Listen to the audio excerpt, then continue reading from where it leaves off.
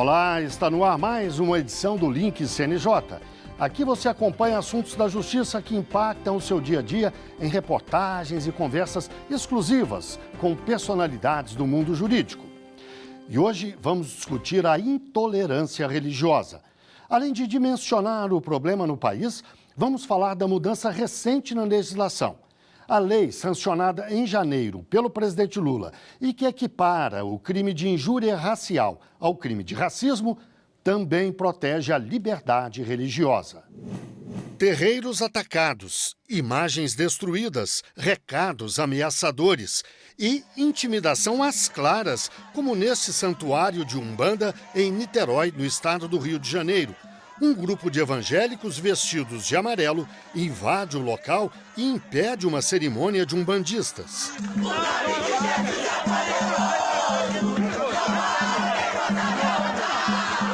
A Renafro, Rede Nacional de Religiões Afro-Brasileiras, fez uma ampla pesquisa em todo o país para entender melhor a intolerância religiosa. A principal conclusão é de que a intolerância contra os povos de terreiro está vinculada ao racismo estrutural e, por isso, é chamada de racismo religioso. O que nós conseguimos alcançar, na verdade, é só uma confirmação do que a gente já sabia. Por exemplo, o racismo religioso, ele está em qualquer lugar, em todos os lugares. Ele está na própria família, ele está na escola, no ambiente de trabalho, no comércio, na rua, seja onde for. E ele, geralmente, nós conseguimos detectar isso também, que é algo que as pesquisas oficiais não apontam, o perfil do criminoso que comete esse tipo de violência. E a grande maioria dos entrevistados apontaram que esses criminosos, em sua maioria, são fanáticos religiosos. A lei de 1989, que criminaliza preconceito de raça ou de cor, sofreu várias mudanças ao longo dos anos e passou a abranger a discriminação por motivo religioso. Agora, a lei prevê de 2 a 5 anos de prisão para quem impedir ou empregar violência contra qualquer manifestação ou prática religiosa. A pena será aumentada à metade se o crime for cometido por 2 ou mais pessoas, além de pagamento de multa.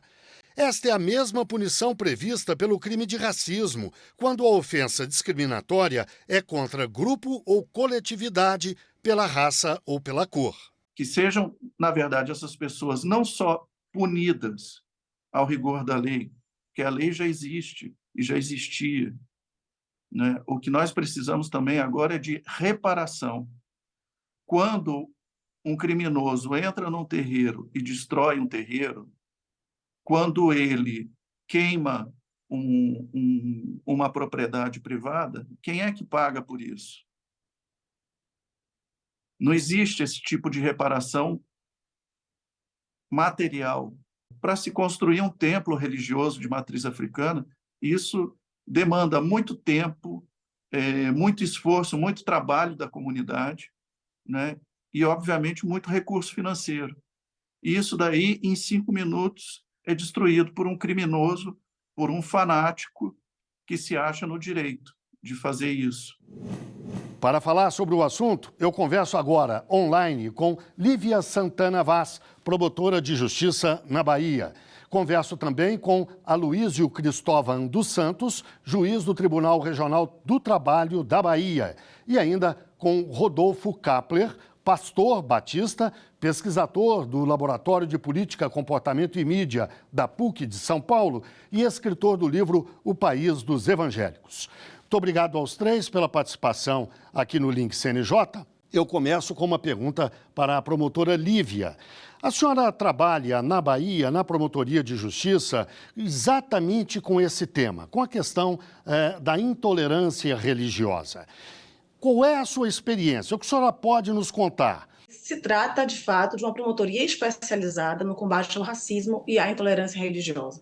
Então, nesse trabalho, o que se percebe é que a intolerância religiosa é um fenômeno amplo. Eu diria que é um grande guarda-chuva que pode atingir todo e qualquer segmento religioso. Mas no Brasil, nós temos um fenômeno que nós denominamos de racismo religioso. Por quê? Porque esse tipo de manifestação de ódio religioso vai se concentrar, vai ter como foco religiões de matriz africana, justamente por conta da origem negra dessas religiões. Isso é algo histórico, porém ainda persistente na nossa realidade. Vou dar um exemplo histórico, Guilherme. As religiões de matriz africana, por exemplo, no Brasil, foram as únicas que foram obrigadas a retirar alvará de funcionamento em delegacias de jogos e costumes. E eu nem estou falando de um passado muito antigo, né? Um passado mais recente, a lei baiana de 1972, que obrigava os terreiros a terem esse tipo de alvará, ou seja, uma verdadeira criminalização,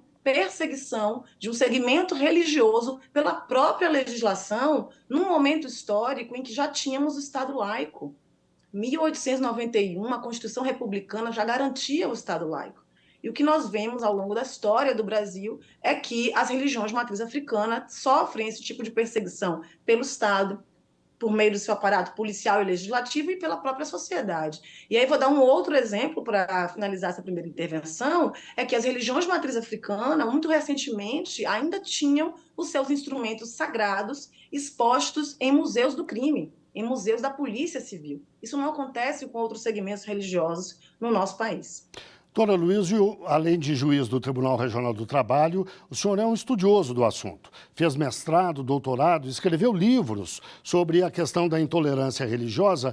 O que esses estudos lhe dizem sobre o tema? Qual é a realidade no Brasil da intolerância religiosa?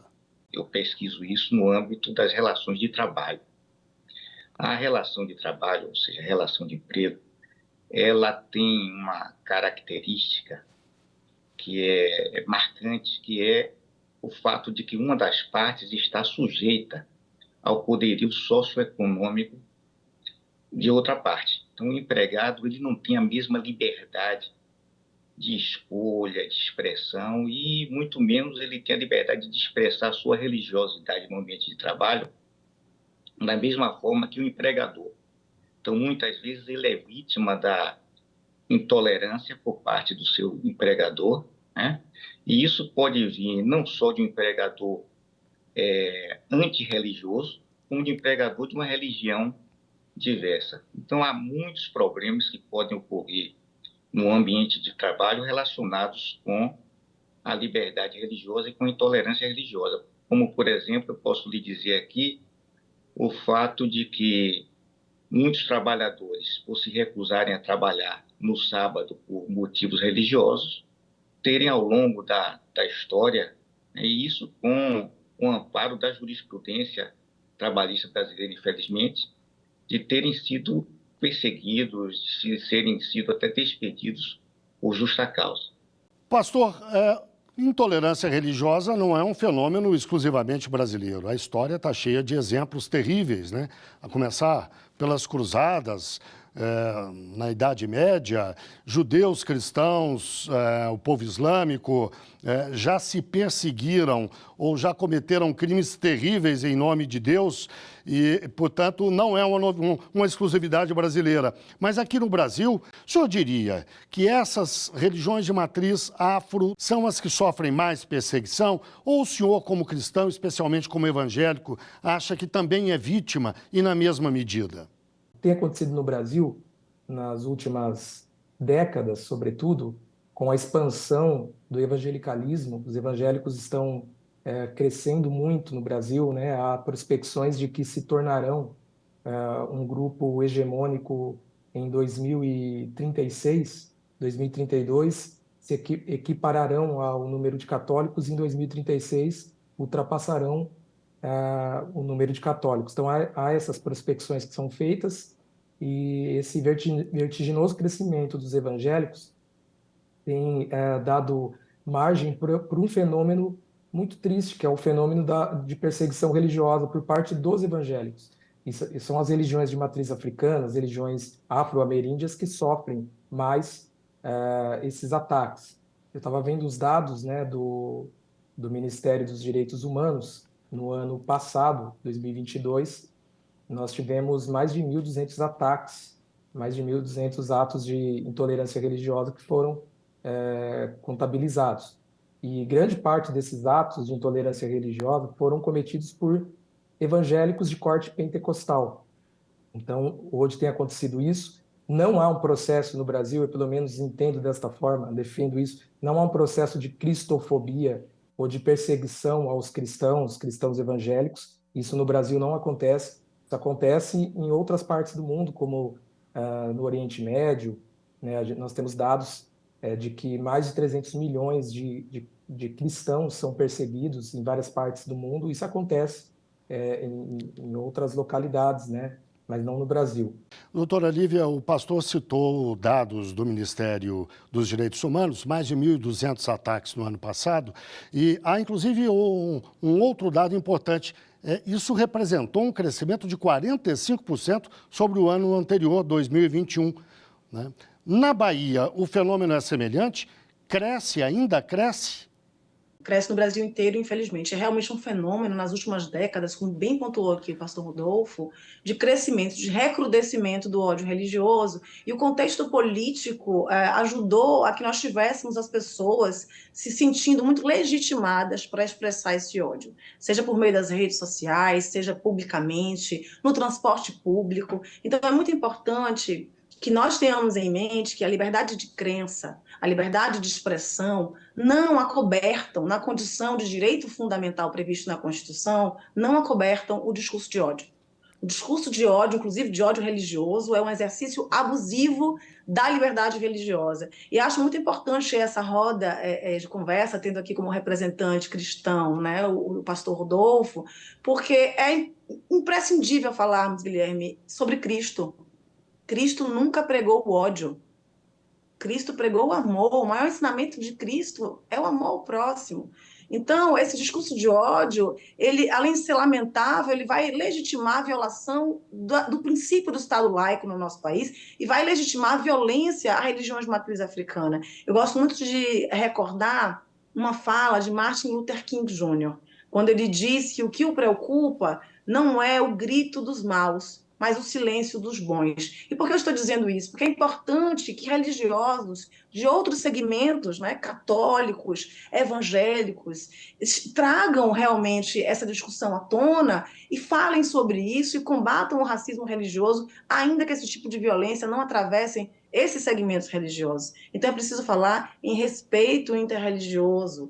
Nós temos uma situação no Brasil de violação constante do Estado laico, representantes dos diversos segmentos do poder, né, poder judiciário, muitas vezes, reproduzindo o racismo religioso, mas, em especial, o poder executivo e legislativo. Então, é fundamental que nós não tenhamos uma confusão entre a religião que professa a pessoa, o servidor público, aquele político que tem um mandato, né, e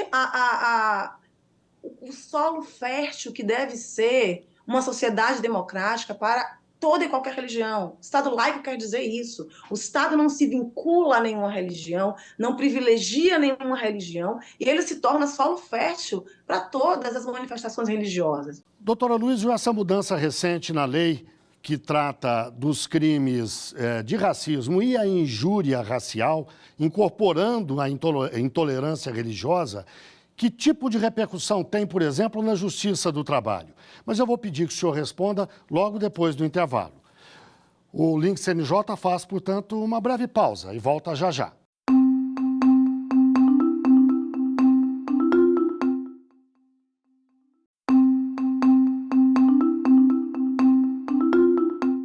O Link CNJ está de volta. Hoje discutimos a intolerância religiosa.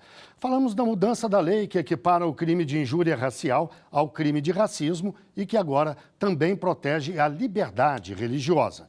Os nossos convidados são Lívia Santana Vaz, promotora de justiça, Aloísio Cristóvão dos Santos, juiz do Tribunal Regional do Trabalho da Bahia, e Rodolfo Kapler, pastor batista, pesquisador do Laboratório de Política, Comportamento e Mídia da PUC de São Paulo, além de escritor do livro O País dos Evangélicos.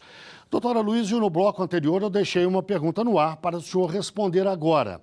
Essa lei recente, sancionada no mês passado, a qual eu acabo de me referir, como é que ela impacta, por exemplo, a Justiça do Trabalho? O juiz do trabalho ele não tem competência criminal. Ele não tem essa competência, ele não tem. Mas o juiz do trabalho, claro, com base no que a lei define, ele pode, com muito cuidado, aplicar certas situações que vão ocorrer no contrato de trabalho que envolvam, por exemplo, perseguição religiosa, que envolvam despedidas injustas por motivações religiosas, alguns conceitos, algumas noções. Agora, eu queria só destacar uma coisa que a promotora Lívia falou com muito acerto, a questão do proselitismo. Achei muito importante porque, às vezes, o proselitismo é visto como algo em si mesmo negativo. E não é, né? E, às vezes, a gente viu manifestações equivocadas na mídia, ou até vinda de setores do governo sobre isso. Não é. Proselitismo é uma faculdade que ela tanto integra a liberdade de expressão como a liberdade religiosa. A doutora Lívia tem a liberdade de tentar me converter à religião dela. Ela pode fazê-lo. Ela, claro, deve me respeitar a minha recusa. Se eu disser, olha, doutora Lívia, eu não quero fazer parte da sua religião, aí ela para, né? Isso não é intolerância, que ela tente me converter à religião dela. Da mesma forma, se o pastor Rodolfo tentar me convencer a visão dele, eu tentar convencer isso não é intolerância. Pastor, eu gostaria de ouvir o senhor agora sobre essa mudança na lei. Que impacto o senhor acredita que isso vai ter na sociedade? O senhor concorda com o espírito da lei? Qual é a sua avaliação? Essa lei vem para, de certa forma, mitigar aí esse ímpeto intolerante que tomou conta do país nos últimos 4 anos. Então, eu penso que essa lei, ela que foi sancionada pelo presidente Lula, ela é uma lei que vai gerar um grande progresso nesse sentido para o nosso país. Pastor, muita gente coloca num saco só várias denominações religiosas cristãs, protestantes, evangélicos, neopentecostais, mas há diferenças entre eles em vários aspectos, desde diferenças conceituais sobre a religião em si, até de comportamento mesmo. O senhor diria que essa sua posição expressa a maioria dos cristãos não católicos no Brasil? Essa minha posição, ela representa a posição de boa parte dos cristãos evangélicos denominados históricos, das igrejas históricas, né? São os presbiterianos, os batistas, os luteranos, os metodistas. Então, acho que representa o posicionamento de boa parte dos ministros evangélicos dessas denominações. Boa parte, não estou dizendo que representa de forma unânime. Porém, não representa o parecer das lideranças das igrejas, por exemplo, o parecer, digo de forma majoritária, das igrejas neopentecostais, porque nessas igrejas, por exemplo, isso é fato, as religiões de matriz africana são constantemente utilizadas nos discursos religiosos, como se representassem o mal, representassem o diabo, Satanás, né? Isso é algo frequente. Então, penso que isso é algo ruim. Então, penso que há liberdade para a gente afirmar algumas coisas, mas isso não pode ser nunca uma forma de incitação à violência. Promotora Lívia, a senhora, como promotora, certamente vai lidar com a aplicação dessa nova lei. A senhora prevê dificuldades? Veja, Guilherme, eu prevejo as mesmas dificuldades que já tínhamos antes da lei, né? Nós temos um relatório importante da Comissão Interamericana de Direitos Humanos, no caso Simone Diniz, que é o primeiro contencioso internacional do Brasil por prática de discriminação racial, né, envolvendo discriminação racial, e nesse relatório a comissão vai dizer que o sistema de justiça brasileiro é institucionalmente racista, porque ainda que a legislação antirracista tenha evoluído, ela não é aplicável. E aí é importante falar, para finalizar, no abuso do poder religioso. Nós temos a figura, na conjuntura política, né, e de eleições, a figura do abuso do poder econômico, né? Pessoas que compram votos. E aí eu posso falar também no abuso do poder religioso, de líderes religiosos que se aproveitam de sua influência no pensamento e no comportamento das pessoas para incutir discurso de ódio, para incutir comportamentos e posturas de manifestação de ódio a outros segmentos religiosos, e isso é muito grave, além de ser crime. Então é muito importante essa discussão, esse debate, e é fundamental que nós possamos dialogar trazer, inclusive, líderes religiosos neopentecostais para esse diálogo, né? Criminalizar a conduta é importante, né? Especialmente em termos simbólicos, para demonstrar que, de fato, o Estado se preocupa com esse tipo de violação de direitos, mas também é fundamental que tenhamos políticas públicas proativas para a promoção desses direitos.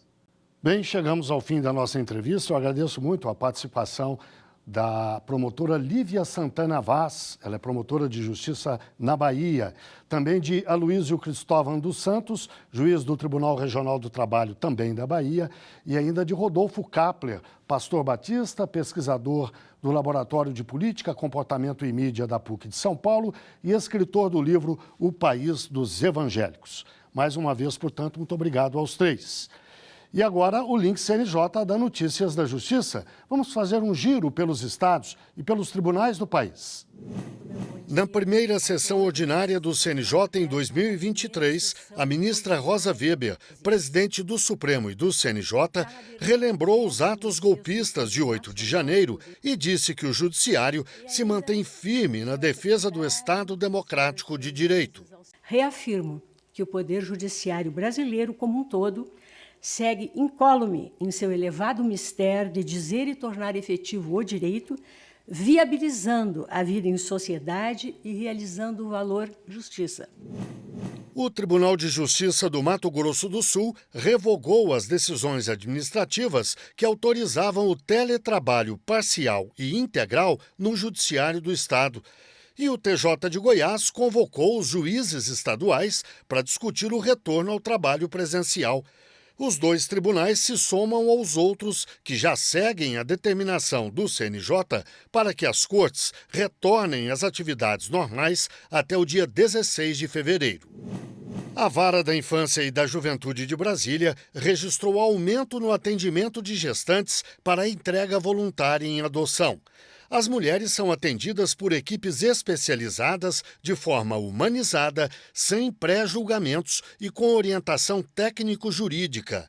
A partir dessa recepção bem preparada e com sensibilidade, 45% das gestantes decidiram entregar a criança para adoção. É hora do CNJ nas redes. Vamos ver algumas das postagens que marcaram a semana nas redes sociais do CNJ.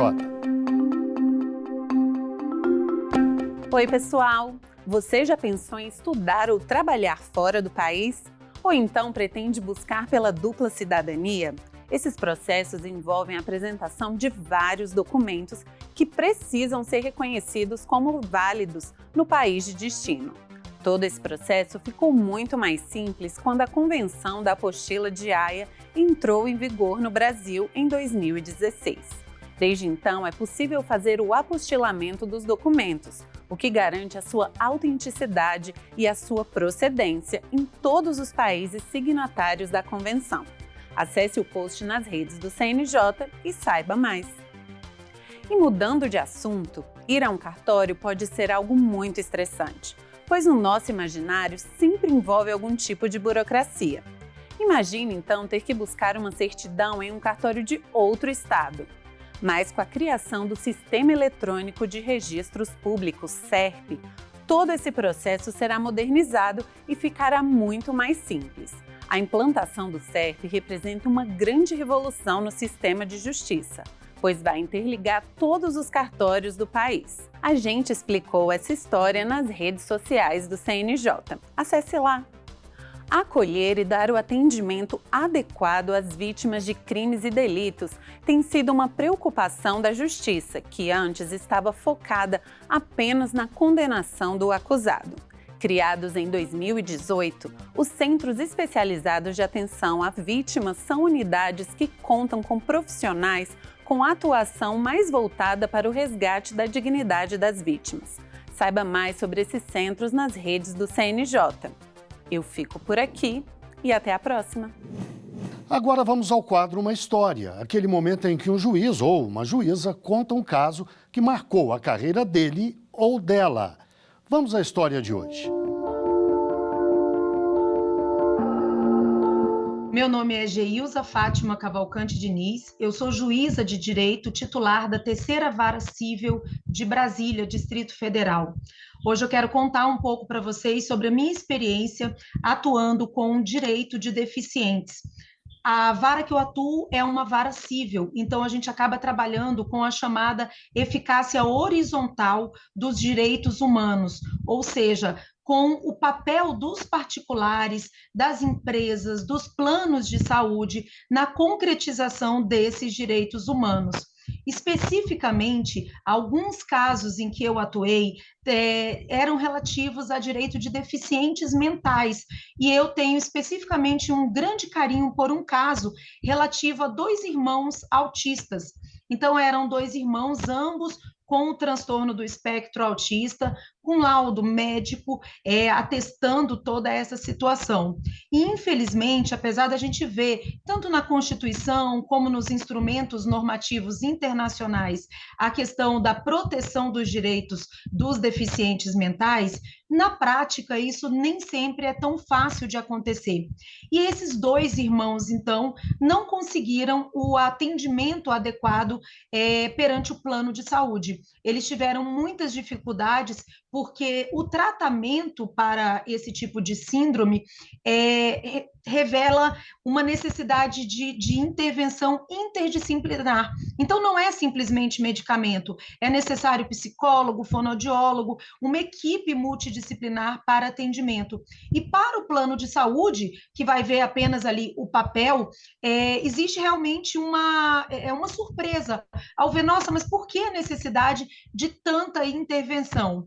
Eles negaram, então, a cobertura de vários dos procedimentos que o médico deles tinha indicado e eles ingressaram na justiça pedindo tanto a cobertura do tratamento indicado pelo médico, como também o dano moral por todo aquele sofrimento, né, da mãe e do pai, que além de terem 2 filhos naquela situação, se viram ali tolhidos dos seus direitos. Então, a gente, para decidir esse caso, eu utilizei não só a nossa Constituição Federal, que é a nossa Carta Magna, e que já tem o catálogo dos direitos humanos, como também instrumentos internacionais de proteção ao direito das pessoas com deficiência, para garantir que o plano de saúde desse o tratamento adequado a eles.